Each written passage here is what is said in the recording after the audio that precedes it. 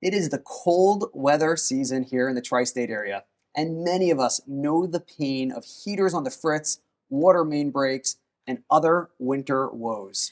That's right. But what happens when these forces that are out of your control get out of control? Altagracia Pierre Outerbridge is the founder of the New York City-based law firm Outerbridge Law PC, and she joins us now to discuss your rights as a tenant and what to do if your landlord gives you the cold shoulder. This is such an important topic. What advice could you give people? They're stressed out, they don't know their rights as renters. Where could they go? How could they learn about their rights? Absolutely. One of the first things to do is to find out what type of apartment you have. If you're rent stabilized or rent controlled, you need to find that out. And you can ask your landlord and you can look at your lease. Your lease would say, presumably, whether you're rent stabilized or rent controlled. If you're either of those things, then you have more rights than tenants that are market rate tenants. So that's the first prong of finding out what type of rights you have. Thereafter, I would say if you have issues, document the issues, send the notice by certified mail, and if you have to, go to court. I think people often feel afraid. They live in a building, the landlord is responsible for a lot of things, and maybe they're afraid if they do any of those things, they'll make the situation worse. Is there a protocol perhaps for trying to get things done? You might say the nice way first. Absolutely. So a lot of landlords have portals where you can report complaints, um, noise complaints, violations, right? So I would submit a ticket to that portal. And usually a managing agent or any type of building superintendent usually has an email. I would send an email. And if you don't get hurt that way, then certified mail is the next step. And then housing court is wide open. It's one of the most accessible courts. The clerks are helpful. When you go and you can actually file your own case if you need to.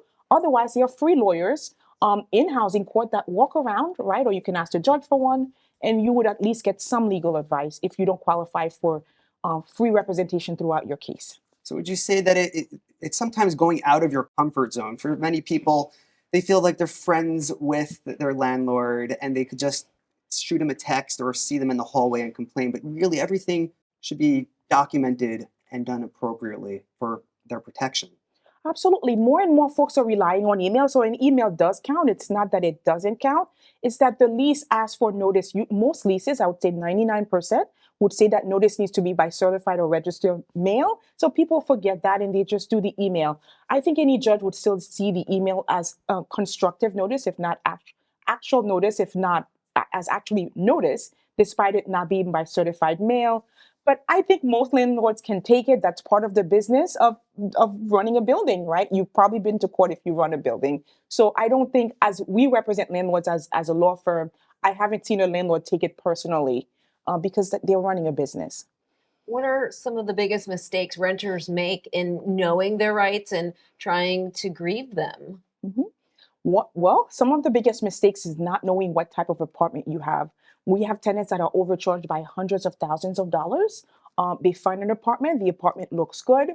They figure the next door apartment or across the street or the neighborhood is good, it must be worth this amount. Well, it's not quite where the apartment is located. It's about the rent history of the apartment.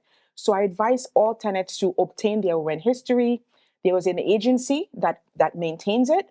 And just an email, if you Google DHCR rent history, you would get your rent history and have a lawyer look at it because a lot of tenants are being overcharged by hundreds and thousands of dollars. Great information. Thank you so much for joining us today. Okay. Thank you. Thank you. Time for a short break, but stick around for a super secret makeover later in the show. So looking forward to that. And when we come back, Dr. Jen Caudle joins us to discuss her viral video sensation, what parts of the body you may not be washing well enough.